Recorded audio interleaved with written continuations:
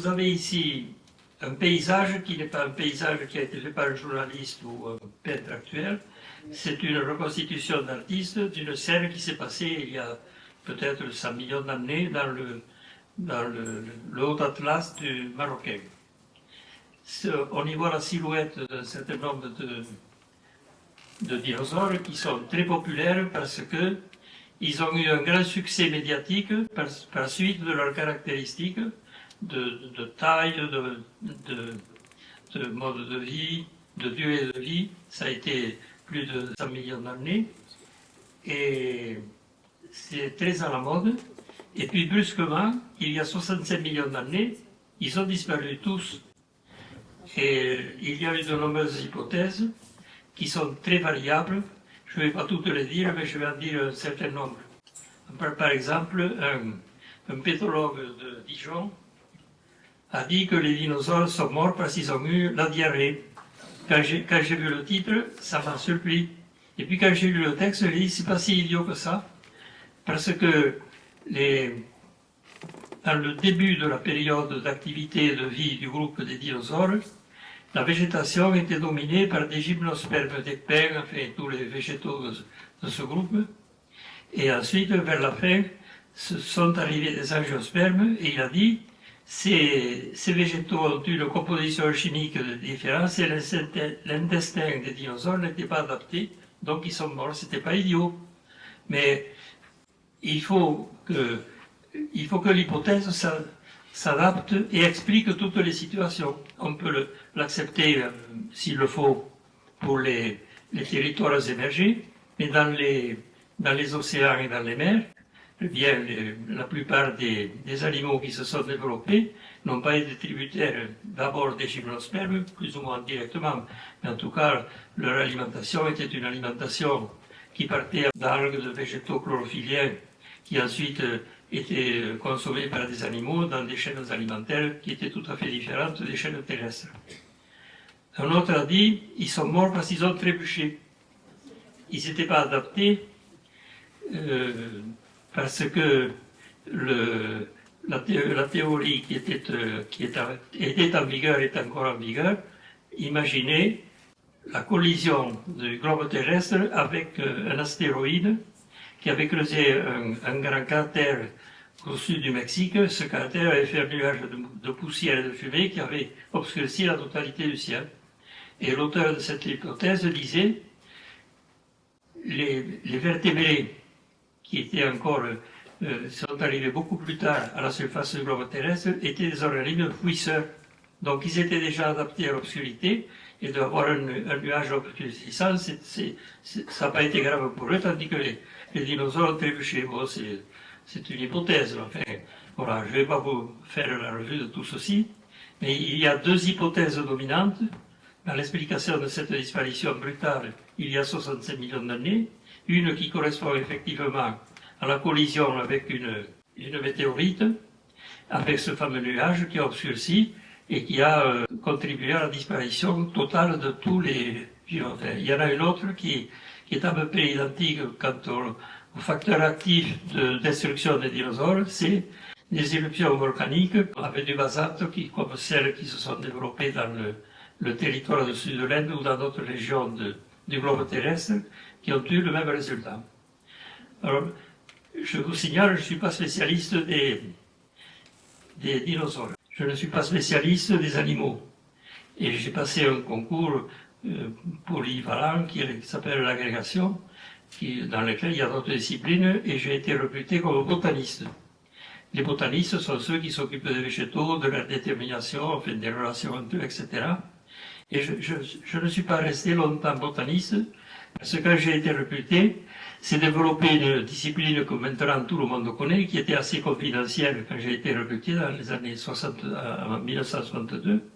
Et en 1964, j'ai été amené au laboratoire de botanique à participer à l'organisation d'une discipline qui s'appelle l'écologie. L'écologie, c'est l'étude des rapports entre les êtres vivants, animaux, végétaux, bactéries, enfin, etc., avec les milieux pour les constater, les décrire et les expliquer. J'ai vu une démarche d'écologiste assez générale par rapport à cette discipline, Et ma première thèse de troisième cycle a porté sur l'étude de la végétation d'un massif qui est à côté de Narbonne, qui est le massif de Fontfroide. On m'a demandé d'expliquer la diversité morphologique de ces pins, etc.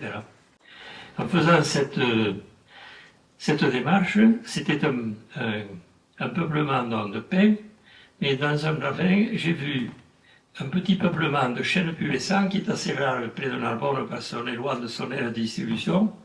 Et en l'espace de quelques mètres, j'ai vu des feuilles qui étaient extrêmement différentes les unes des autres sans que je puisse les expliquer par une différence d'humidité, d'exposition, etc. Pendant les vacances qui ont suivi, j'ai arborisé en Espagne, dans le Cap Cyr, et dans un fossé, j'ai vu 3 espèces d'une plante qu'on appelle l'épilobe, et ils avaient des caractères tout à fait différents dans un même milieu où je n'ai pas trouvé l'explication. Mais comme on était à haute altitude, j'ai dit, est-ce que le rayonnement cosmique, qui est plus important en montagne qu'en plaine, n'aurait pas provoqué des mutations qui auraient expliqué cette diversification dans un milieu homogène? J'ai pris le problème alors à l'envers. Je suis revenu dans le massif de Fontfroide. J'ai dit, là, c'est peut-être une différence de radioactivité par la présence d'uranium, par exemple, parce qu'on a quelques affleurements d'uranium dans notre pays. Il n'y avait pas de présence d'uranium. Mais l'idée m'est restée, et j'ai pris contact avec le commissariat à l'énergie atomique en disant, finalement, l'idée est peut-être tout à fait saugrenue, mais si on allait directement sur des terrains radioactifs qui sont dans différentes régions de France, comme dans les monts d'Ambazac, au nord de Limoges, d'autres qui ont été découverts plus récemment dans la région de l'Auvergne, et encore plus tard dans le Lauragais, entre Castelnaudary et Revers. Alors, le commissariat à l'énergie atomique m'a beaucoup aidé en me donnant des cartes des affleurements uranifères, notamment au nord de Limoges. Et là, j'ai étudié la végétation en détail pour voir si on pouvait voir une différence. J'ai constaté que les augmentations de radioactivité n'avaient aucune influence sur la structure des végétaux. Et ces végétaux étaient, puisque j'étais dans un labo de botanique, étaient adaptés au climat atlantique et au climat montagnard, puisqu'on est dans une région de transition entre les basses plaines de l'ouest, qui sont à l'ouest du Massif central, et les régions plus montagneuses. Alors j'ai étudié en uranium, en radium, puisqu'il y a des familles de substances radioactives, et j'ai vu que ces végétaux absorbaient de l'uranium, du radium, et que là on sait que le radium en particulier, depuis qu'il a été découvert par Marie Curie, peut avoir des effets biologiques. Je suis arrivé à Limoges après la bataille de l'exploitation de l'uranium. La plupart des gisements de surface avaient été détruits. Ils m'ont envoyé à l'Auvergne en disant, là vous allez arriver avant l'exploitation, donc vous aurez les terrains qui seront naturels sans aucune modification.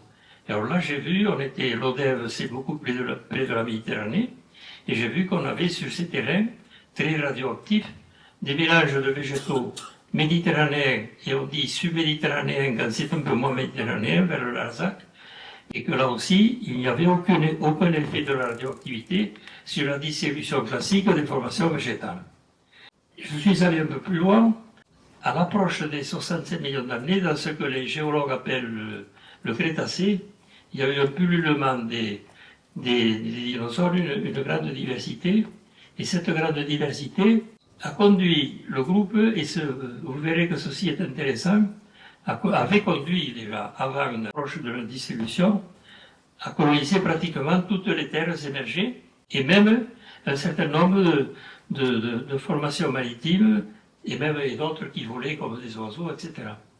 C'est assez important à dire, parce que ça veut dire que si tout a disparu, il faut que ce soit un facteur qui soit universel, qui frappe toute la planète. Puisqu'ils ont tous disparu en même temps, les derniers, il y en a qui ont disparu un peu avant, on va le voir sur la généalogie. Donc il faut qu'il y ait un facteur universel qui soit impliqué.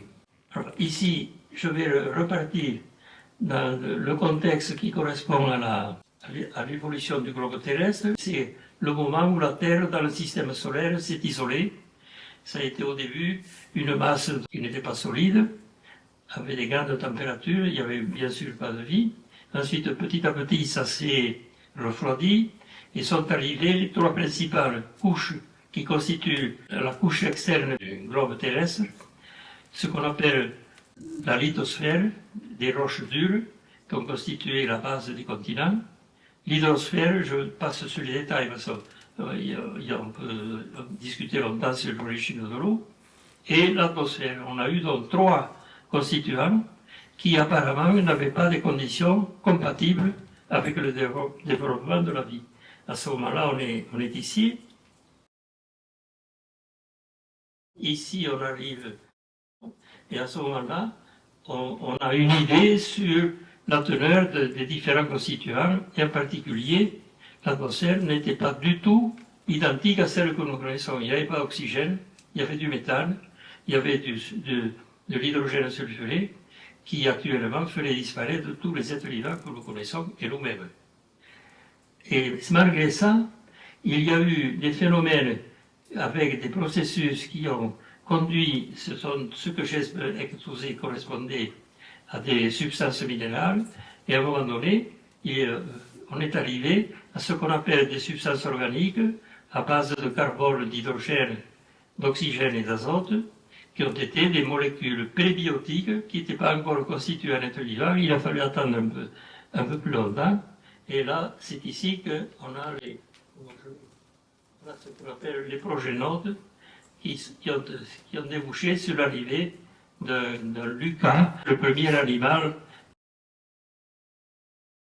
Alors, ce qu'on constate, c'est que dans ce milieu, ça s'est passé probablement et même sûrement un milieu aquatique, et c'est le début du développement de ce qu'on va appeler la biosphère qui va évoluer par rapport à certains phénomènes que je vais vous demander de bien retenir, parce qu'ils vont jouer un rôle important dans les hypothèses que je vais développer. Donc on a ainsi un début, on a eu les premiers éléments, des bactéries et d'autres organismes qui étaient tous anaérobies. Anaérobie, ça veut dire qu'ils vivent dans des milieux qui ne sont pas oxygénés. Et c'était la composante des êtres vivants. À ce moment-là, le système a continué de se refroidir et on a vu apparaître, enfin les géologues, grâce à des traces dans les roches anciennes, par orientation, par aimantation des éléments dans les roches, on a vu apparaître ce qu'on appelle le bouclier magnétique terrestre, c'est-à-dire qui correspond à un champ magnétique qui a été créé par la structure interne du globe terrestre. Alors voici les dinosaures dans la totalité de leur développement. Ils ont fait leur apparition à ce que les géologues appellent le Trias, mais c'était d'une centaine de millions d'années. Il y a eu des groupes successifs, des espèces successives, et il y a eu deux grands phylums, on appelle, qui ont des structures squelettiques tout à fait différentes, qui ont disparu petit à petit pour ceux qui sont à gauche, plus brutalement et plus tardivement. Donc ici, il y a eu une disparition progressive. Ici, ça a été plus brutal. Ils se sont très développés, et puis ils ont tous disparu il y a 67 millions d'années. Il n'a survécu qu'un rameau ancien qui a une même origine que les dinosaures, qui correspond aux oiseaux. Vous avez ici, vous voyez la flèche rouge, c'est le phylum qui a débouché sur les oiseaux que nous connaissons actuellement. Et ils se sont même développés, on le verra, d'ailleurs on va le voir tout de suite. Voilà les oiseaux. Ils sont séparés des dinosaures, ils ont un peu évolué avant les 65 millions d'années qui correspondent à la disparition des neurones, et ils se sont très diversifiés beaucoup plus tard. Donc, ici, on arrive à un système nouveau, parce que ce champ magnétique, que je vais vous décrire dans un instant, va jouer un rôle important, parce qu'au début, où il n'y avait pas de champ magnétique, ça a été une véritable rôtissoire. Les milieux étaient soumis à l'action des rayonnements cosmiques qui matraquaient un peu tous les constituants du globe terrestre superficiel. Donc le champ magnétique s'est développé, il a continué jusqu'à nos jours, et ici, pour ne pas compliquer le graphique, à certains moments il s'est modifié, il s'est réduit et il y a eu ce qu'on appelle des inversions du champ magnétique. Il a diminué, quelquefois presque disparu, et à ce moment-là, épisodiquement, eh bien, tout le globe terrestre a été soumis à des irradiations importantes dont on va pouvoir peut-être prendre en compte les effets sur les êtres vivants. Alors, elles ne sont pas marquées parce qu'il y en a eu beaucoup, il y en a eu plusieurs centaines depuis le moment où le champ magnétique terrestre s'est développé, et on va voir ensuite dans ce schéma de détail comment on peut les mettre en évidence et les situer par rapport à ce qu'on appelle la biosphère correspondant à l'ensemble des êtres vivants, végétaux, animaux, dans les poissons, dans les milieux aquatiques, tortues marines, enfin tous ceux que nous connaissons actuellement, qui n'étaient pas encore tout à fait comme actuellement, mais ça a constitué ceci. Et c'était jusqu'ici, jusqu'à moins de 2,7 milliards d'années, est arrivé un groupe d'êtres vivants qu'on appelle des cyanobactéries, qui ont comme caractéristique d'avoir acquis une nouvelle molécule qu'on appelle la chlorophylle, qui est présente dans tous les végétaux verts que nous connaissons actuellement.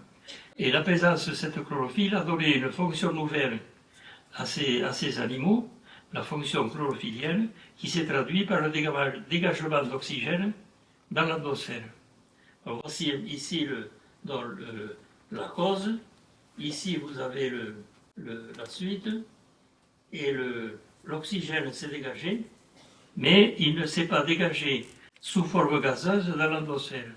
Il a servi à oxyder tous les constituants de la lithosphère, les roches, etc. Et pendant longtemps, l'oxygène ne s'est pas développé. L'oxygène, c'est ici, vous voyez, on a des traces d'oxygène. Et à un moment donné, quand tout a été oxydé, il y a une augmentation de la teneur en oxygène pour arriver à ce que nous connaissons actuellement avec 20% d'oxygène dans l'atmosphère actuelle.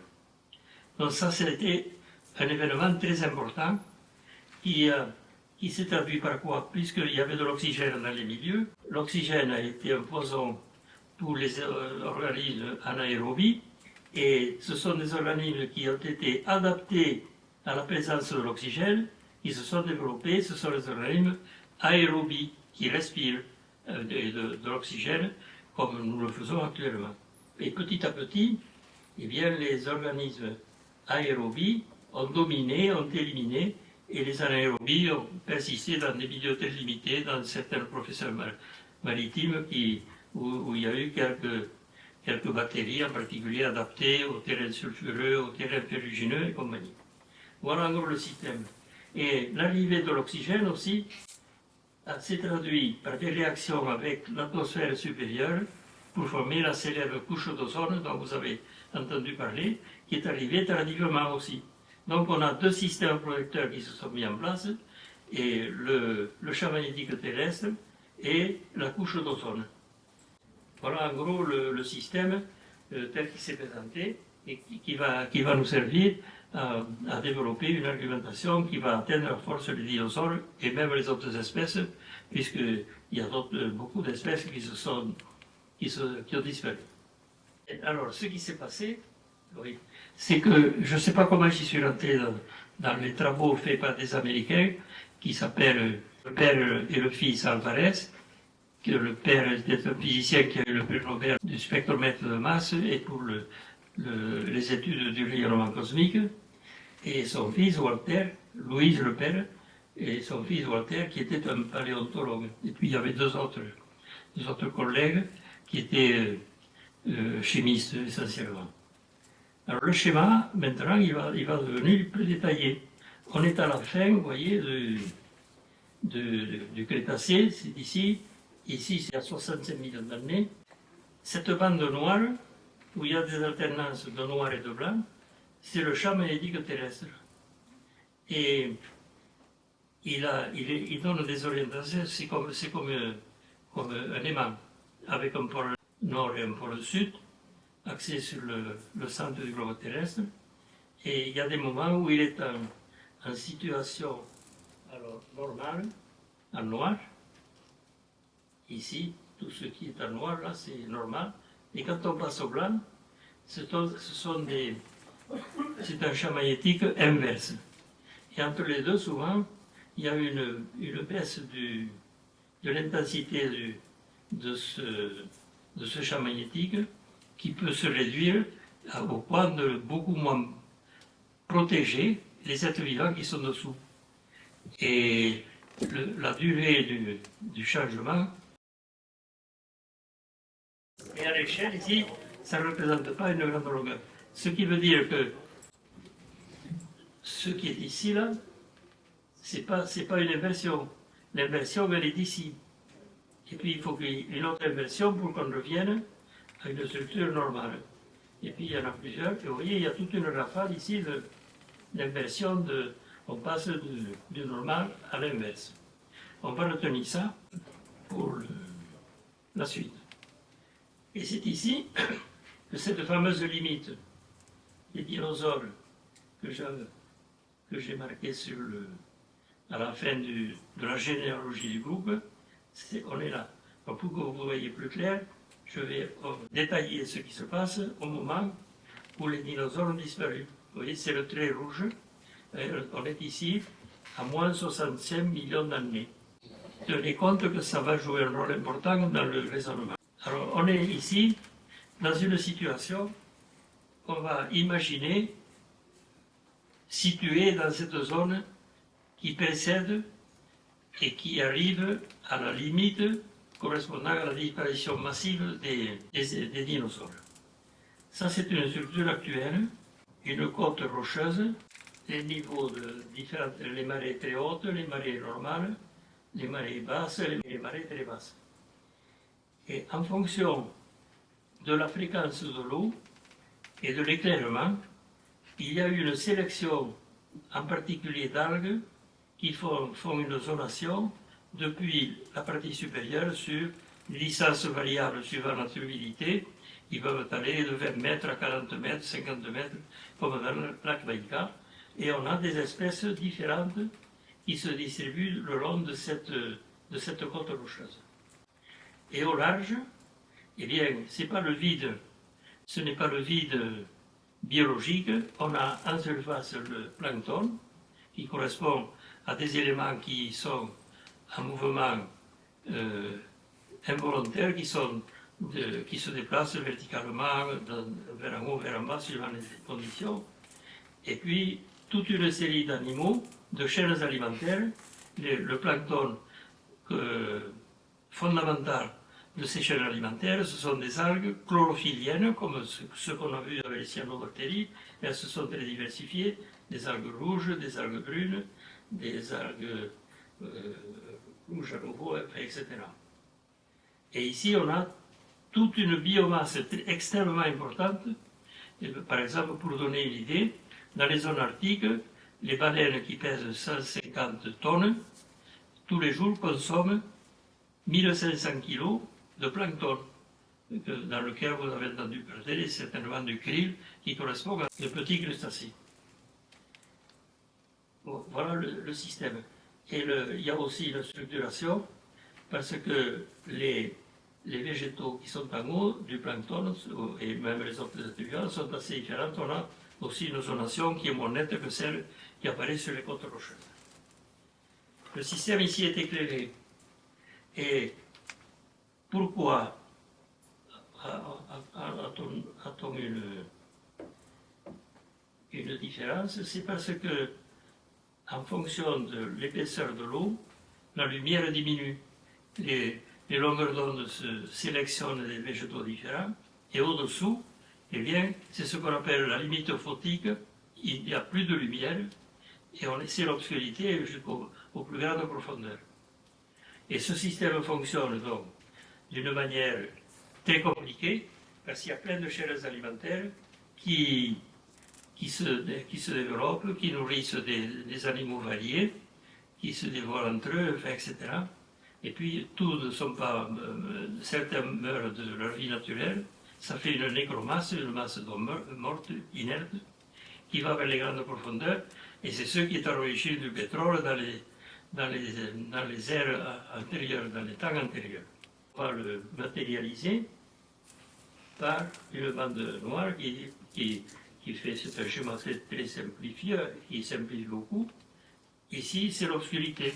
Mais il y a des relations entre le haut et le bas, par justement la nécromasse, qui alimente même des animaux qui sont à de grandes profondeurs, comme le nautile. Voilà.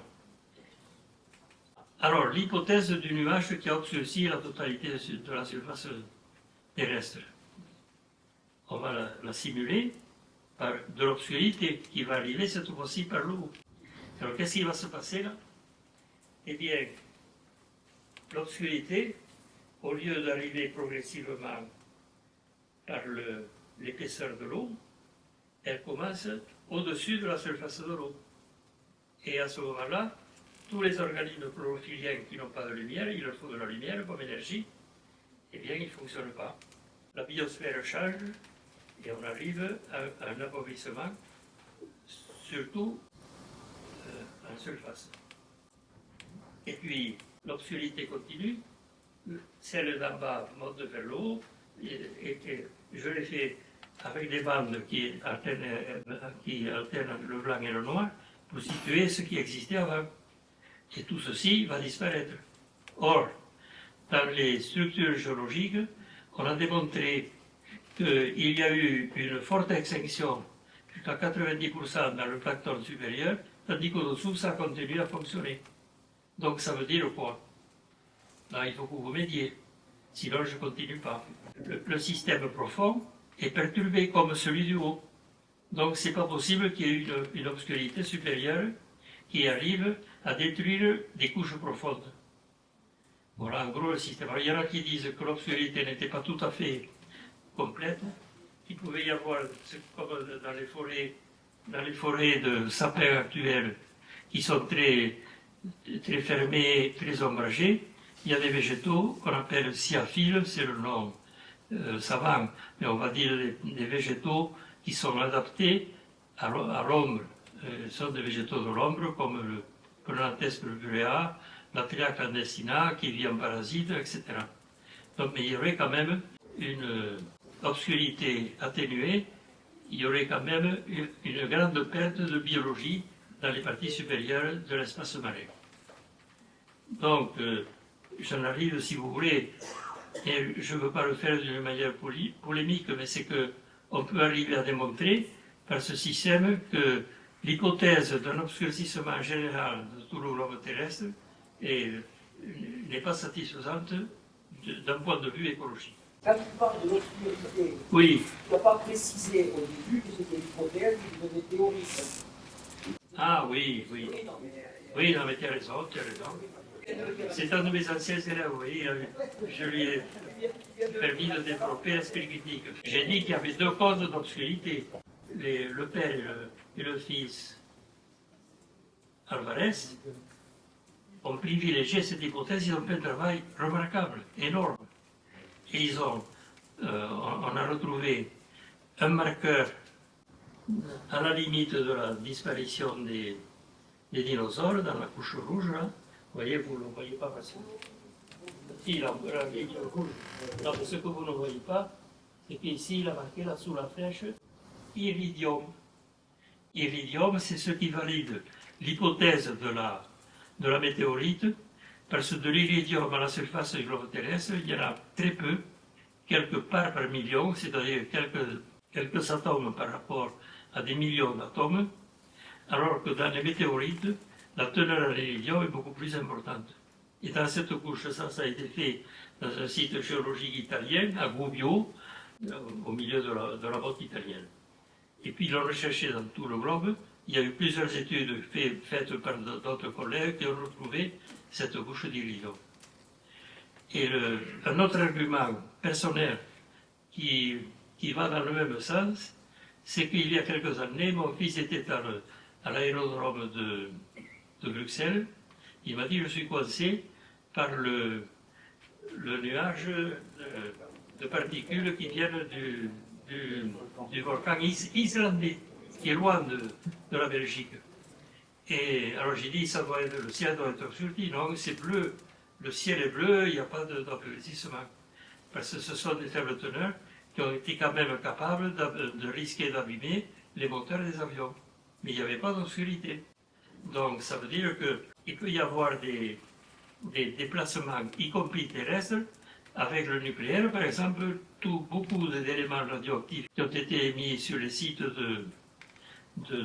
d'explosions atomiques expérimentales, avant qu'on fasse les explosions souterraines, se sont répartis pratiquement tout le tour du globe terrestre, au point de perturber certaines mesures. Par exemple, pour mesurer l'âge des vins, avant on mesurait des teneurs en radium en éléments radioactifs naturels, et tous ces éléments radioactifs artificiels ont perturbé au point qu'on ne peut pratiquement plus dater un vin par la radioactivité.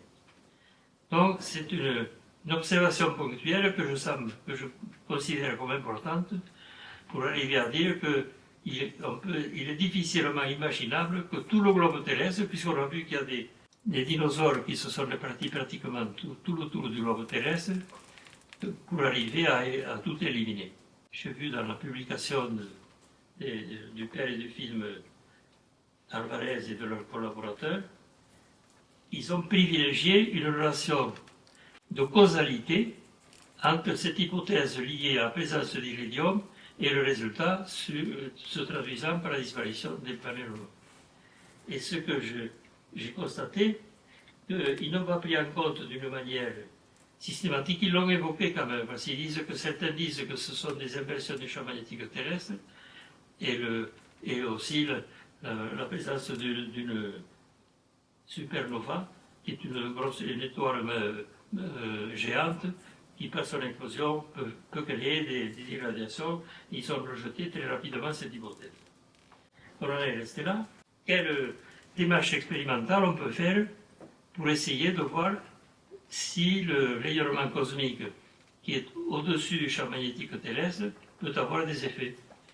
Alors j'étais voisin avec un laboratoire de médecine de Toulouse qui a été chargé par le CNES de créer le GRBS, Groupement de recherche en biologie spatiale.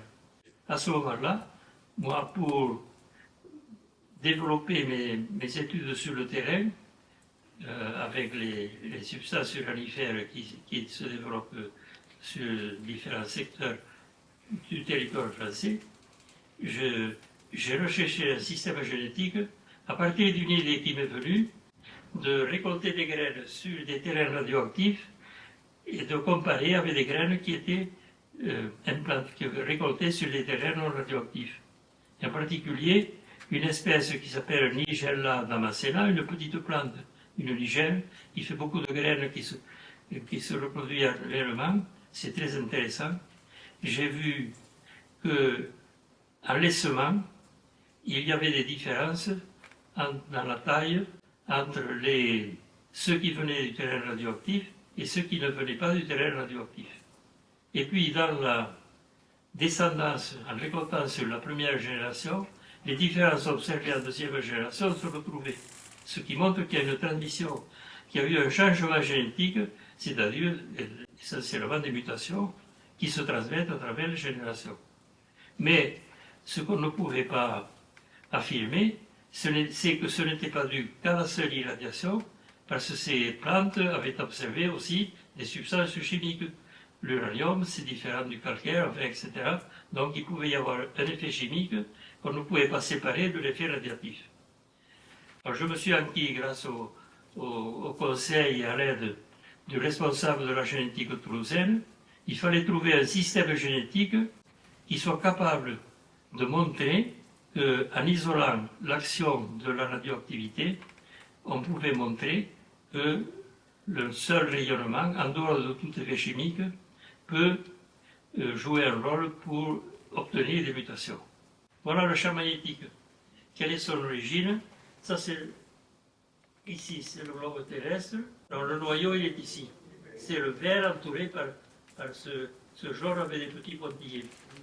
Alors ici, ça correspond. Le globe terrestre était pâteux, liquide pâteux, et par gravité, les éléments les plus lourds se sont rassemblés dans la partie centrale, le fer en particulier et le nickel, ce qui a fabriqué le Ni-Fe. Et entre les deux, le fer est plus lourd que le nickel, et il s'est concentré dans la partie ici, vers là où il y a la flèche, vous la voyez la flèche. Et puis il y a le jaune avec les pointillés, et c'est ça, par le poids du noyau le plus central, le nifé est devenu solide. Le fer, surtout du fer, il domine, et tout autour il y a du nickel. Et avec l'effet Coriolis ou d'autres mouvements du globe terrestre, la partie externe est restée pâteuse, fluide, etc.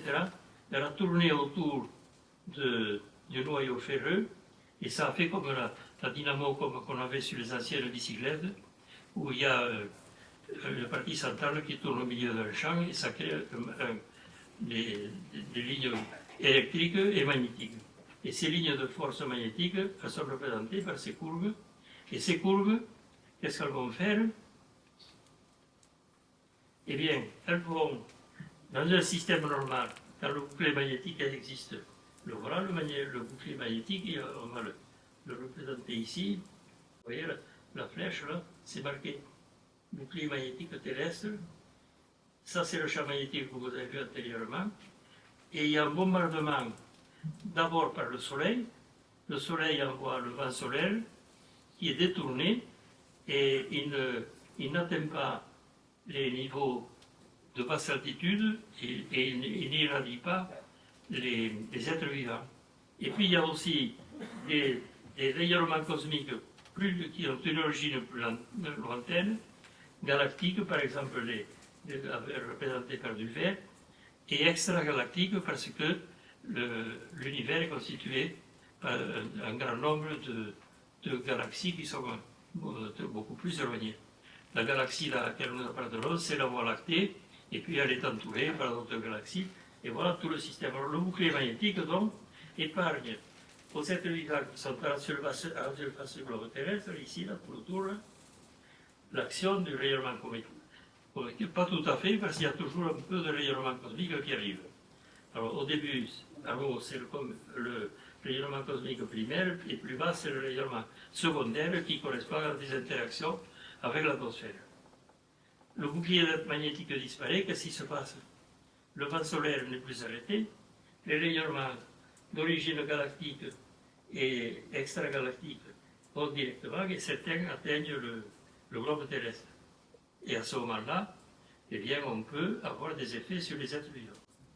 Alors comment faire pour le démontrer? Dans le cas de ce GRBS, j'ai été admis à mettre un système génétique, et ce système génétique, c'est un tabac qui a été mis au point par un collègue nommé Hubert Dulieu, qui était directeur de recherche à l'INRA de Dijon, puis professeur de génétique à l'Université de Bourgogne à Dijon. C'est un peu un génie de la manipulation génétique, et il a créé un système qu'il m'a confié quand il a su que je cherchais quelque chose pour mes manipulations à la surface du globe terrestre, pour pouvoir mettre en évidence le seul effet génétique des rayonnements en dehors de toute considération chimique des substances sur lesquelles on plante les végétaux. C'est un tabac qui est parti du tabac sauvage qu'on cultive dans nos champs, qui sont vert foncé. Il a appliqué du méthane sulfonate d'éthyle qui a un effet mutationnaire, et il peut créer des mutations dans les plantes auxquelles on l'applique. Il l'a appliqué sur le bourgeon terminal. Ce bourgeon terminal a fait des fleurs, des feuilles, et sur les feuilles, il a observé des taches, des plages blanches. Et il a démontré qu'on pouvait développer des plants entiers en extrayant les plantes blanches, et on fait des plants de tabac blancs qui n'ont pas de chlorophylle. Et comme ils n'ont pas de chlorophylle, ils ne peuvent pas se développer, donc il faut ajouter des substances organiques sur le milieu où on le fait développer. Il a obtenu des fleurs même sur les plants blancs. Il a fait des croisements avec des plants qui n'avaient pas été traités par le méthane sulfonate d'éthyle, et il a obtenu des plants qu'il a semés, et il a vu qu'il obtenait des plants vert jaune, beaucoup moins vertes que le parent qui était sauvage. Les généticiens ils disent pour l'espèce de départ, celles qu'on appelle sauvages, et les autres on les appelle mutées. Et il a démontré qu'il y avait deux mutations sur deux gènes qui étaient sur des chromosomes différents, qu'il appelait A1 et A2. Et dans le tabac sauvage, il a 4 gènes, 2 A plus 1 A plus 2. Les sauvages, ils marquent plus. Et dans le tabac blanc, il a montré que tout était muté.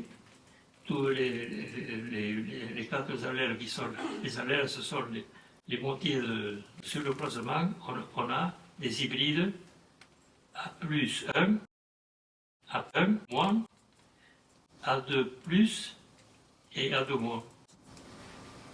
Et alors il a soumis à des rayonnements de sources de cobalt dans son laboratoire et il a vu apparaître, je vais vous en montrer là, des exemples, il a vu apparaître des taches vert foncé montrant que les allèles mutés pouvaient retrouver sous l'action des rayonnements la fonction sauvage pour arriver au vert. Je reviens à la radioactivité au niveau de la surface du globe terrestre. Sur la Terre, sur l'essentiel de la surface, tout varie entre les unités cellulaires. Je parle avec des rats parce que maintenant on parle de degrés. Un gré égale 100 rats, mais moi je suis encore avec les anciens francs. Et là je raisonne avec les anciens rats. Donc 100 millirats à 300 millirats. Ici, par exemple, on doit être dans une... Vous êtes tous irradiés, moi aussi. On subit des doses qui sont de 150 millirats, par exemple, par an. Et à l'ODEV, j'ai vu l'adigène. On était à 150 rats, dans un décor végétal qui n'avait aucune apparence anormale. Il y avait des gelées d'Espagne, il y avait des chênes pubescents en mélange avec des chênes verts. Mais l'étude que j'ai faite avec la descendance a montré qu'il y avait une différence. C'est 150 000 millirats par rapport à 300, oui. Et alors sur Mars, avec la conquête qui a été faite par les Américains en particulier, ils ont fait des mesures, et la mesure de base, elle est de 20 000 à 40 000 millirats. C'est beaucoup plus élevé. Et il y a des pointes à 1 million de millirats. Pourquoi? Parce qu'il n'y a pas de champ magnétique. Parce que les rayonnements cosmiques ne sont pas déliés par le bouclier qui n'y est pas. Voilà comment on a obtenu, là, du mois d'août 2012 au mois de juin 2013, l'enregistrement des doses sur Mars. Vous voyez, on est à 20 là, ici, dans cette zone, 20, 21. Vous voyez, c'est ça, là. C'est ça, mais il y a quelquefois des variations. Là, on est monté, il y a eu une pointe, mais pas beaucoup, 260. Mais par endroit, on arrive à 1 million, un mélange 20 millirats. Ça fait des doses qui sont nettement supérieures à celles qu'on peut tolérer pour les êtres humains. Pour les hommes de base, comme moi, comme vous, on admet qu'on peut avoir une augmentation de 500 millirats par an, et pour les travailleurs du nucléaire ou ceux qui sont exposés à des rayonnements comme les cosmonautes, on peut considérer qu'ils peuvent supporter, parce qu'ils sont surveillés médicalement, 5 rats, c'est-à-dire 5000 millirats. Donc, déjà ici, ça pose un problème pour la conquête spatiale. Sur la Lune, c'est pareil, il n'y a pas de champ magnétique, et en plus, il n'y a pas d'atmosphère. Et les problèmes essentiels pour les cosmonautes, c'est de se préserver de l'irradiation cosmique. Et alors, ils ont fait des abris avec des métaux qui sont. Et puis, on envisage aussi de faire des abris qui soient souterrains pour éviter au rayonnement. Voilà en gros le problème. Alors, donc, ici, il y avait des mesures. On arrive à voir ce qui se passe quand il y a une inversion du champ magnétique. Alors, voilà le tabac. Je vous le présente sous forme de graines.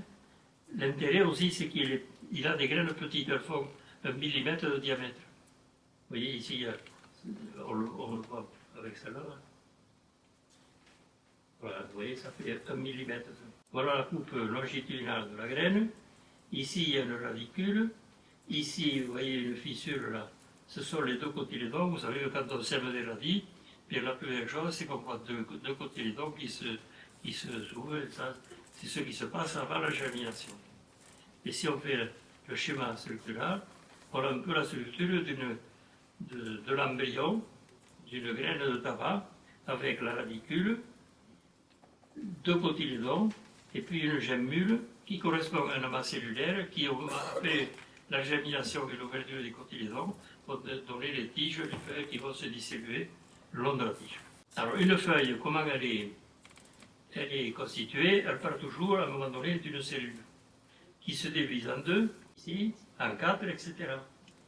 Et avec des graines que me fournissait mon collègue qui étaient hybrides, avec des A1 plus et des A1 moins, A2 plus et A2 moins.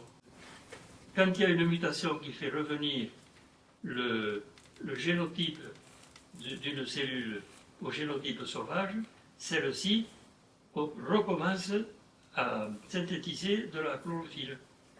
Alors, si la mutation est précoce, vous voyez ici, on commence, ça divise 2, 4, etc. Et si ça fait une tâche que j'ai appelée grande par rapport à celle que je vais décrire à côté, si c'est plus tard, eh bien, ça c'est précoce, tardif. Qu'est-ce qui se passe? On a un nombre de cellules, c'est le départ de la feuille, mais à la fin, il va y avoir 16 millions de cellules. Et il faut 24 générations. Là, j'ai fait tout à fait le départ, simplement pour des raisons de clarté. Parce que pour décider les 16 millions il faudrait un drap de lit, même plus, pour faire le schéma. Alors, je vais vous montrer des exemples d'effets génétiques. C'est quoi ça? C'est une feuille vert jaune où il y a eu deux mutations de petite taille. Vous voyez, celle-ci là et celle-ci. Et là, qu'est-ce qu'on a? Eh bien, on a une petite tache ici et une grande tache là. Ça veut dire que quand cette feuille s'est développée, et la mutation est intervenue au stade de cellules. Et une cellule a retrouvé la structure génétique sauvage pour arriver à produire de la chlorophylle, de la teneur normale du tabac sauvage. Ceci va me servir pour évaluer l'effet génétique.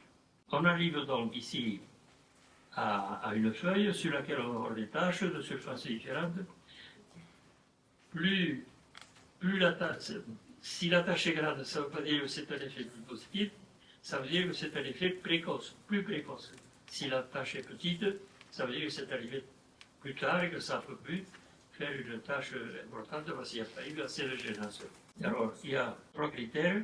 On arrive donc à voir des surfaces qu'on appelle révertées, c'est-à-dire qui sont revenues vers l'espace sauvage par rapport aux surfaces mutées. Un autre collègue de l'INRA de Dijon, qui était un très bon statisticien, a réussi à retrouver le taux de mutation qui conduisent à ces tâches sauvages avec une formule finalement assez simple qui s'écrit 1. Alors ça c'est le taux de mutation ici, là. P, vous voyez, égale 1 moins ce rapport entre la surface totale de la feuille moins la surface mutée divisé par S exposant 1 sur T. C'est simple, mais pour arriver sur toutes les feuilles qu'on a étudiées, je prenais des étudiants auxquels je procurais il fallait au moins une dizaine d'étudiants pour arriver à une sécurité statistique pour qu'on puisse étudier assez de plans pour évaluer les faits. Et on évalue. Qu'est-ce que ça représente? S, c'est la surface totale. SG, c'est la surface, vous voyez ici, c'est la surface de toutes les tâches mutées. Et puis ici, on faisait un prélèvement sur la feuille pour voir la densité cellulaire. Alors, on arrive à ceci, à cette formule, parce que 1 sur T, pour avoir T, c'est le logarithme du nombre total de feuilles, de cellules dans la feuille sur le logarithme de 2. Et N égale la surface totale multipliée par la densité. C'est simple, mais c'est long. C'est long, il faut être attentif. Et il fallait intéresser les étudiants parce que quelquefois, en fin de journée, alors pour éviter les dérives, je prenais chaque fois une double lecture. Un étudiant faisait un peu bien relevé, et c'était tout contrôlé par un deuxième étudiant. On est arrivé à avoir des résultats qui ont été lourds à obtenir, mais qui étaient convenables. Alors là, on va passer. Comment faire pour étudier le rayonnement cosmique? Eh bien, il faut y aller. Il faut dépasser le champ magnétique terrestre. J'ai pu mettre des graines de tabac dans des satellites, surtout russes. Une fois, on a fait une expérience soviético-américaine avec ce qu'on appelait le rendez-vous Apollo-Soyouz. On a mis des graines dans le véhicule Apollo qui a rencontré le véhicule Soyouz dans l'espace, qui a ramené les graines à Baïkonour. C'était un peu symbolique d'amitié à l'époque. Ça avait une signification politique pour ceux qui ont fait cette histoire. Donc, quand les échantillons sont préparés, on partait du labo, de terrain, deux échantillons là, ici, identiques. Un partait dans un conteneur, c'était climatisé à 25 degrés, c'était envoyé à Baïkonour. Là, c'est un voyage, c'est pas Apollo-Soyouz, qui a amené le dispositif, qui s'accrochait à la station spatiale. Là, on déplaçait l'échantillon dans le système de retour, et puis quand le vol était terminé, eh bien, le système se détachait et on le récupérait avec un parachute, et puis ça revenait à tout. Vous pouvez me contredire à condition de ne pas me contrarier. Voilà. Alors, ce qu'on faisait, on mettait ça dans des conteneurs, et c'était l'intérêt de la taille petite des graines de tabac. On mettait des émulsions de type photographique, un lit de graines, c'est beaucoup plus compliqué que ça c'est le principe, et puis au retour au sol, tout était repéré par rapport à des repères en X et Y, et on pouvait reconstituer le parcours des ions qui avaient traversé le dispositif. Alors on avait des graines qui, en plus du rayonnement global, étaient sensibilisées, mais en plus, on voyait aussi celles qui avaient été touchées directement par un ion lourd. Alors qu'est-ce que ça a fait? Premier résultat, BioBloc 2. Il y a beaucoup de résultats, j'aurais pu faire quelques-uns. Ça, c'est le taux de germination. Ça, c'est le témoin qui restait au sol. Ça, c'est ce qui a volé. Vous voyez qu'on passe, il y avait 90% de l'auto-germination, ici, là, et puis ça tombe à moins de 50% pour ceux qui ont volé. Donc, on n'a pas eu à tous les coups. Quelquefois, il n'y avait pas de différence significative entre le vol et le témoin. Pourquoi? Parce que les véhicules spatiaux qui partaient n'étaient pas structurés de la même façon, ils étaient plus ou moins protecteurs. Et dont les graines étaient plus ou moins protégées. Puis ce qu'on ne contrôlait pas non plus, en tout cas dont on n'avait pas les informations, ce sont par exemple les éruptions solaires qui vont augmenter l'irradiation. Mais où il n'y a pas eu de différence, ou quand c'était une différence, c'était une diminution du taux de germination.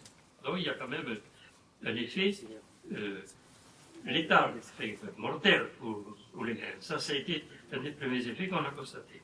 Alors voilà, après on a étudié les plants. C'est le même BioBloc 2. On a vu des déformations de feuilles. Vous voyez, plus ou moins importantes, encore plus importantes. Ici, ce sont des anomalies de forme comme celles que vous avez vues. Et en termes d'anomalies, on avait deux témoins. Ensuite, les graines non touchées qui avaient un pourcentage assez élevé par rapport aux témoins, et celles qui étaient touchées et avaient aussi un pourcentage plus élevé. Ensuite, ça c'est une autre expérience, c'est BioBloc 4. Ça c'est à gauche, c'est un plan témoin, et à droite, un organisme qui a volé. Ici, le lion lourd a touché le radicule, vous voyez, elle a été abîmée, elle s'est mal développée, et on a des anomalies de plus en plus profondes. Là, il y a eu un cotylédon, la racine ne s'est pas développée, encore plus petit. Il y a eu toute la destruction de la partie inférieure, et encore plus, juste un petit amas de cellulaire qui n'avait aucune viabilité. Donc, il y a des aberrations morphologiques assez importantes. Et quelquefois, justement, dans ce bioblocate, des plantules qui étaient beaucoup plus grandes que les plantules sauvages. Donc, en effet, en même temps de stimulation, tout dépend, sans doute, du point de vue, on n'a pas réussi à l'expliquer, mais on l'a constaté. Donc, il y a des effets morphologiques qui sont visibles et reproductibles. Alors ça, c'est biobloc 5. Ici, il y a deux paramètres qui sont évalués. Les anomalies morphologiques et les effets génétiques, c'est-à-dire le nombre de taches vert foncé sur les feuilles. On a mis aussi des graines en vrac dans des sachets. Ça, c'est les graines en vrac. Avec les témoins. Alors, le témoin qui reste à Toulouse, le témoin qui va à Moscou et à Baïkonour, et le vol qui s'est fait à partir de Baïkonour avec retour dans la région, dans les steppes qui entourent Baïkonour. On voit que ici, ce sont les anomalies morphologiques, il y a l'augmentation. Ensuite, celles qu'on a mis dans des lits avec repérage de celles qui sont touchées et pas touchées. Et on constate aussi qu'il y a une augmentation. Donc, il y a un effet génétique qui se développe. Et ainsi de suite, petit à petit, on est arrivé à une idée que le vol spatial qui permettait d'atteindre le rayonnement cosmique au-dessus du boucle magnétique, parce que ça monte à plusieurs centaines de kilomètres, avait un effet génétique qui pouvait être affirmé. J'ai eu l'occasion, la possibilité aussi et la chance de pouvoir expérimenter avec des ballons stratosphériques. On a commencé à lancer des ballons à partir d'Aire-sur-Adour, à partir de l'aérodrome d'Aire-sur-Adour, parce que le ballon, alors ça c'est le départ du ballon, il y a deux ballons. Un ballon annexe qui aide au départ, et au bout du ballon, il y a le dispositif qui contient les objets biologiques, parce qu'il n'y a eu plus que du tabac. Il y a eu des œufs d'Artemis salina, des souris, enfin pas mal de matériel avec des collègues zoologistes. Et ça, c'est le ballon qui commence ici, qui est rempli d'hydrogène. Ici, il y a un des bonhommes qui vide avec une manche et l'autre qui est de l'autre côté. Et le ballon monte à pression nulle. Il faisait 350 000 m3. Et à mesure qu'il montait, la pression atmosphérique diminuant, les ballons gonflent au point qu'on les voyait passer même quelquefois au-dessus de Toulouse. Voilà l'étape, le départ. Le ballon annexe n'est pas encore détaché. La nacelle est ici. Hein, et le ballon, c'est pas très élégant le décollage du ballon. Qu'est-ce que ça a donné? Gap. Ici, c'est le taux de réversion, celui que je vous ai montré. Puis on arrive à une augmentation très forte du taux de mutation. Après, on a fait plusieurs vols avec des résultats identiques. Et pour augmenter la durée, on a fait des vols de 24 heures en lançant les ballons à Trapani, à l'ouest de la Sicile, et ils arrivaient immanquablement en Andalousie. Quelquefois, ils passaient au-dessus de l'Algérie, mais après, à la fin, ils allaient en Andalousie. Alors, c'était intéressant parce que là, c'était des vols de 24 heures. Alors, vous voyez, le retour, il y a des déformations, il y a une mutation. Alors, ici, une modification un peu plus importante avec la réduction du plan, mutation. Là aussi, il y a des feuilles qui n'ont pas une forme normale. Et voilà. On en reste pour les ballons, ça c'est autre chose. Donc, on était ici, mon avait les satellites à 40 km. Mais l'avantage, c'est que dans le vol en ballon, c'est assez doux un ballon. Ça monte en silence, c'est impressionnant de le voir partir. Et il n'y a pas les effets de vibration qu'on a dans les fusées qui lancent les satellites. Et j'avais fait une expérience, j'en parlais à l'ingénieur qui nous faisait les dispositifs. Il m'a dit, je vais te faire un dispositif, on va reconstituer au sol les vibrations que subissent les cosmonautes aussi, et tous les objets qu'on envoie. Ça a été extraordinaire. Les graines qui avaient été secouées étaient 4 fois plus développées que les graines qui n'étaient pas vibrées. on a préféré les ballons. À un moment donné, Leclerc a décidé de ne plus faire de mission avec les ballons, et c'est malheureusement été abandonné. Et après, on a fait aussi l'expérience en reconstituant au niveau du sol certains composants du rayonnement cosmique, en créant dans des accélérateurs de particules des ions lourds. Et là, j'ai pu aller à l'irradiateur de Dubna, en Russie. On va regarder le résultat avec des plaques percées de trous dans lesquelles on pouvait repérer les touchés. Alors, il y a le témoin ici, vous voyez, le Dubna et le Mont Toulouse. On laissait un témoin à Dubna, et ensuite, on séparait les graines qui avaient été touchées une ou deux fois de celles qui avaient été touchées plus de deux fois. Et on voit qu'on a une augmentation légère, mais quand même significative de l'effet. Et ici, c'était un flux de 10 puissance de 1000 particules dans la taille du rayon qui arrivait sur le matériel. Et pour les flux 10 puissance 4, il y a une légère augmentation, mais ça n'a pas été terrible. En tout cas, il y en a eu une, et par rapport au témoin, c'était assez important. Alors, pour les graines en vrac, ce qui s'est passé, c'est que dans le flux différent, quand on a eu moins d'effets génétiques, alors est-ce que le flux n'a pas détruit les plans qui ont permis de biaiser un peu la statistique? Au total, quand on regarde tous ces résultats expérimentaux en atteignant d'une manière biaisée quand même le rayonnement cosmique, parce que comme il y a toujours une enveloppe dans la selle du ballon ou dans la structure du satellite, il y a une protection. On a essayé aussi en mettant des conteneurs, on les sortait en dehors des satellites, et là on a obtenu une augmentation. Le résultat, c'est qu'on peut dire qu'il y a quand même un effet qui se produit et qui est assez important pour montrer que quand il y a une inversion des champs magnétiques avec une baisse de l'intensité de la protection, il peut y avoir des effets génétiques qui sont appliqués aux êtres vivants et aux hommes qui sont restés à la surface du globe terrestre.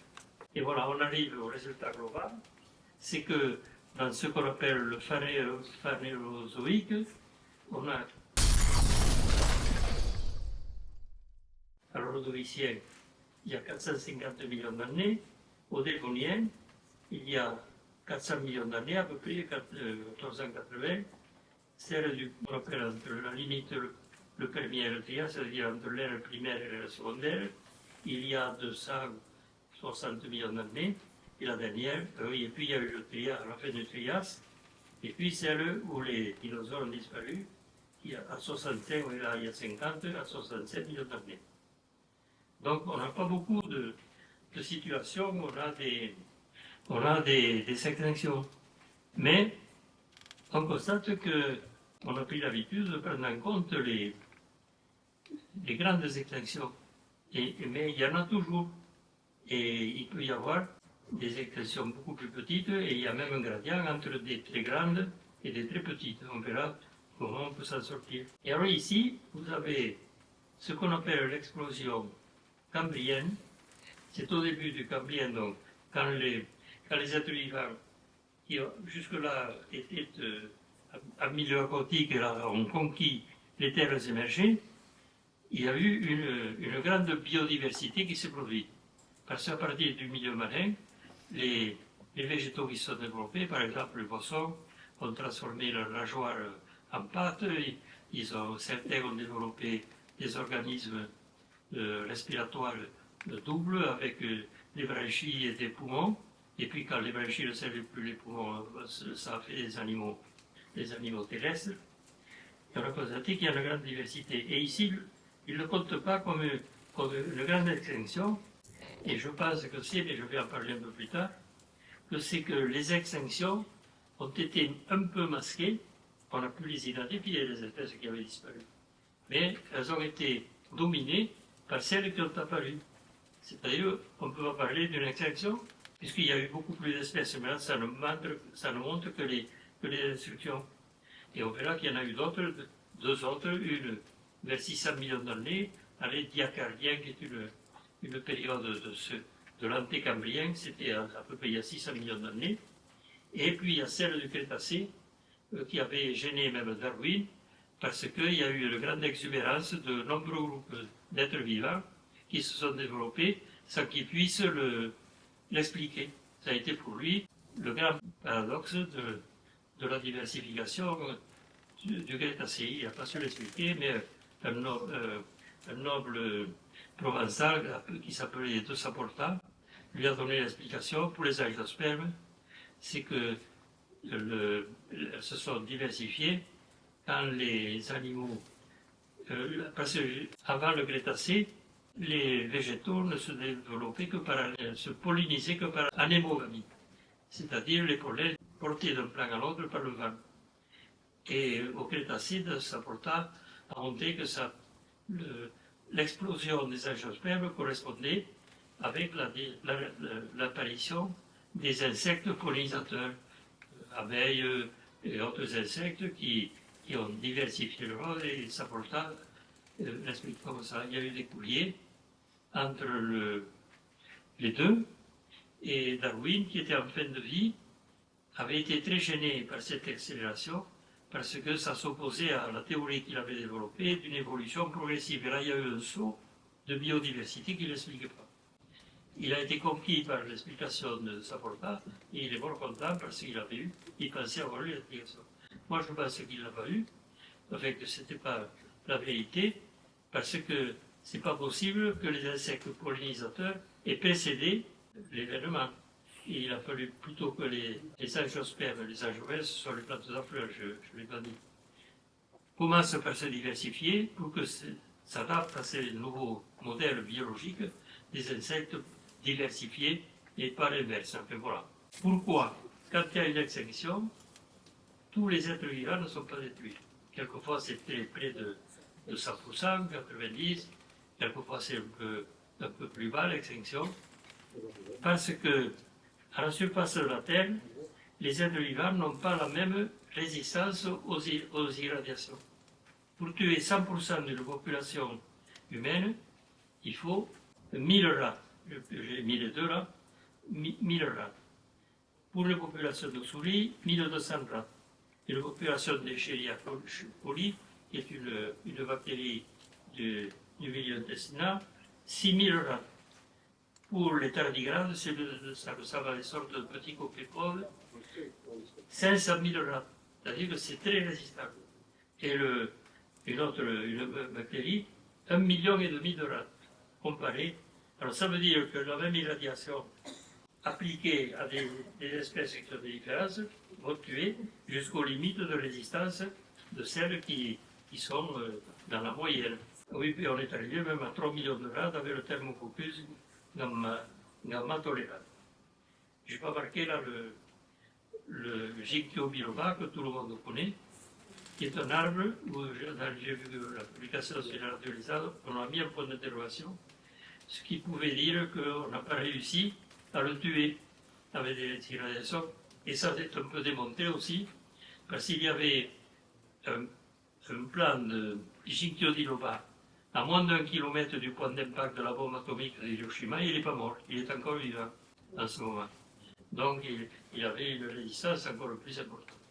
Donc cette différence de résistance permet d'expliquer les différences des résultats quand il y a une inversion du champ magnétique qui va révéler le résultat de cette radiorésistance. Le résultat, c'est qu'en conclusion, le rayonnement cosmique tue, on a vu avec le taux de germination, avec certaines déformations un peu létales, il déforme les objets biologiques et il crée en même temps, puisqu'il fait apparaître des nouveautés, et ça correspond presque à ce rayonnement cosmique, à ce qui fait rêver, parce que je vous rappelle la distribution des dinosaures tout autour du globe terrestre, il faut qu'il y ait un traitement qui soit le même partout et actif. Et le rayonnement cosmique, pendant les inversions du champ magnétique, quand la baisse du bouclier magnétique, de la protection du bouclier magnétique est importante, va permettre de voir pourquoi il y a ces ces forces d'induction. Et je fais un tableau de synthèse en mettant en ordonnée ici la protection par le champ magnétique.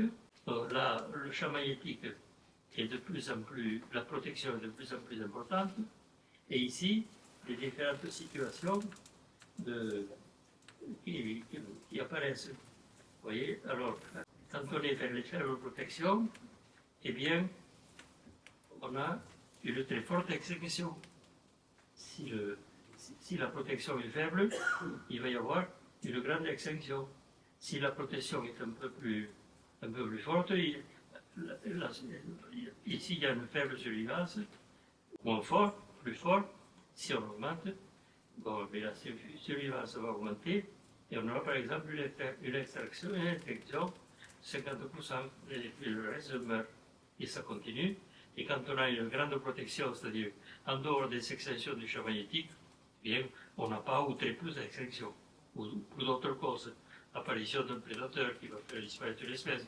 L'homme a fait disparaître directement ou indirectement le dodo de l'île de Maurice parce qu'ils ont amené des prédateurs, des chats, des chiens qui ont tué tous les dodos qui étaient des oiseaux qui nichaient par terre et qui ne volaient pas. Voilà en gros le système qui ne me satisfait pas tout à fait parce que je n'ai pas réussi à y intégrer ce qui se passe à l'explosion cambrienne, à celle antécambrienne et à celle du Crétacé. Il faudra que je réfléchisse dans le schéma est en réflexion. Alors là j'aurais pu mettre ceci pour justifier la démarche personnelle que j'ai faite à partir de mes démarches de recherche personnelle, en citant Philippe Taquet, paléontologue éminent, spécialiste de l'étude des dinosaures. Moi, je vous ai dit que je ne suis pas spécialiste des dinosaures. J'ai raisonné en termes généraux d'écologie. Dans Le Monde d'aujourd'hui, le 4 mars 2004, en commandant une proposition d'une micropaléontologiste allemande, Gerta Kiekler, il a écrit « Cette version d'une catastrophe globale, soudaine, qui a tué de nombreuses espèces, c'est-à-dire celles de la météorite, prônée par les physiciens Louis et Walter Alvarez et leurs collaborateurs, nous a toujours paru manichéenne et simpliste. » Donc ça rejoint un peu ça. Je ne dis pas que ça a validé, parce que je ne veux pas imposer ce que je viens de dire, mais c'est justement des faits expérimentaux que je vous expose pour vous faire réfléchir tout le monde et voir comment on peut avancer. De nombreux paléontologues sont, comme moi, sceptiques, car nous avons constaté une disparition de faune de façon sélective et successive et de déclin avant la limite KT, c'est-à-dire Crétacé-Tertiaire, celle que je vous ai montée sur le schéma. Et l'étude de Gerta Keller remet donc en cause d'une façon très marquée cette version très catastrophique. Je crois qu'on n'est pas tout à fait en rester là, mais parce qu'il y a un certain nombre d'idées que je peux apporter à partir de ce schéma. On a vu que la disparition des dinosaures n'est pas un système unique. Il y a eu de nombreuses disparitions avant. Et c'est vrai pour d'autres groupes. Ça, ce sont les oiseaux qui se sont diversifiés avant et beaucoup après. Souvenez-vous de ce schéma. Diversification, la limite de disparition des dinosaures, c'est là, c'est le trait rouge que vous. Avant déjà, ça a beaucoup diversifié. C'est qu'au-dessus de la limite qui a tué les dinosaures, dans la bande blanche qui alterne avec les bandes noires, champ magnétique normal, champ magnétique inverse, il y a de nouveau plusieurs fois où il y a des inversions du champ magnétique. Et on peut le mettre en corrélation avec la grande diversification des oiseaux. Et j'ai trouvé, mais j'ai pas réussi, cherché, mais j'ai pas réussi à trouver. Pour les achothermes, c'est la même chose. Alors, pour essayer de savoir à quelle valeur de l'intensité de l'irradiation il faut aller pour avoir la grande extinction. Et j'ai eu l'occasion de travailler au centre d'études nucléaire de Cadarache, où on a placé une source de césium 137, ici, là, dans ce petit caisson. Et alors, là, la source faisait 1200 curie. Ça ne vous dit pas grand-chose, mais c'est très fort, vous allez le voir. C'est une source qui était escamotable. Il y avait un tube. Quand on allait faire les améliorations sur le terrain, on dessalait la source par le tube. et elle était enfouie dans une sorte de bloc de béton armé. On n'avait aucun danger de se promener pour faire des observations. Et on a observé que, une fois, puisque ça ne va pas descendre, j'étais monté avec une échelle à moule, la source avait été escamotée, j'ai vu un nid d'oiseau entier, juste à côté de la source. Mais ce nid, je ne sais pas si j'avais pas d'appareil photo, je ne l'ai pas photographié, j'aurais pu le prendre aussi. Il était bien construit et on voit qu'il n'a pas été habité. Il y avait d'habitude, quand il y a un lit d'oiseaux avec des petits, il y a des restes, il y a toujours des restes d'excréments et compagnie. Et les parents ont dû être tués parce que là, ils étaient à quelques centimètres de la source radioactive. Ils ont eu le temps de construire le nid. Voilà ce qui s'est passé. Ça, c'est une irradiation à partir de la mise en place du dispositif, après 15 000 heures d'irradiation, c'est-à-dire 2 ans à peu près. 2 ans, presque 2 ans, un peu plus, parce que de temps en temps, pour faire les observations, on baissait la source radioactive. Mais en fait, c'est à peu près 2 ans. Mais la dose surtout qui a été délivrée, elle est là. 75 000 rats, c'est-à-dire 75 millions de millirats. Alors là, c'est...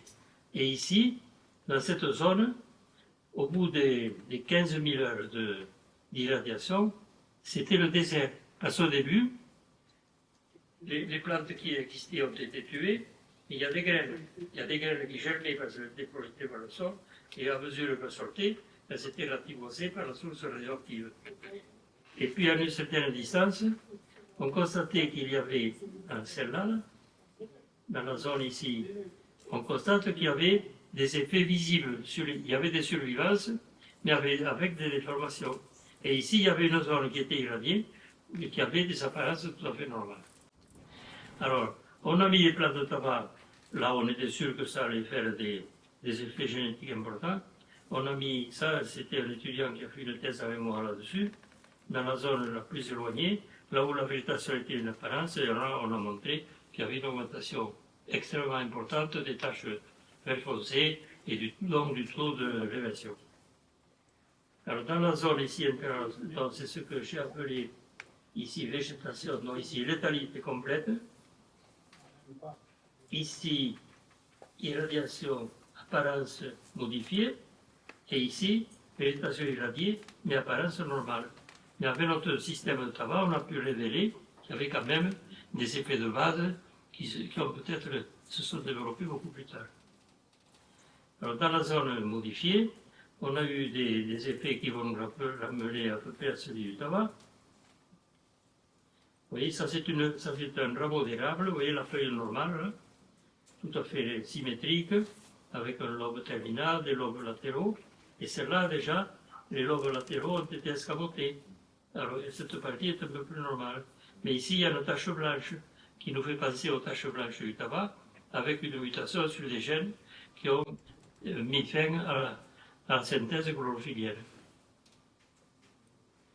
On a vu aussi ce qu'on appelle des vallées de sorcières, qu'on voit quelquefois même dans la nature normale, mais là il y en avait une fréquence augmentée. Un balai de sorcière, c'est une perturbation de la ramification des rameaux qui fait que les entre-nœuds sont très courts et ça rapproche les tiges subsistantes. Et alors, à l'inverse, des lichens qui étaient très peu développés ont été exubérants. Est-ce que c'est l'absence de concurrence par l'élimination d'autres espèces qui les concurrençaient? En tout cas, il y avait un phénomène d'exacerbation.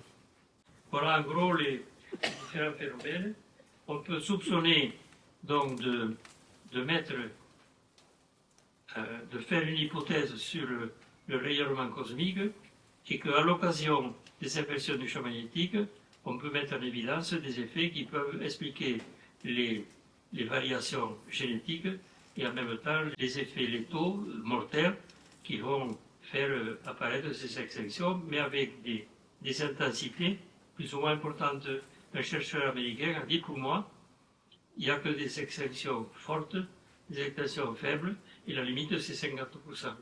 Et alors, pourquoi dire que 55% c'est fort et 45% c'est faible. Il y a un continuum, depuis vous l'avez vu, des faibles extinctions aux extinctions les plus fortes. Voilà les idées que je vous soumets sans que vous les imposez. Et si vous avez des questions à poser ou des critiques à faire, je suis à votre disposition.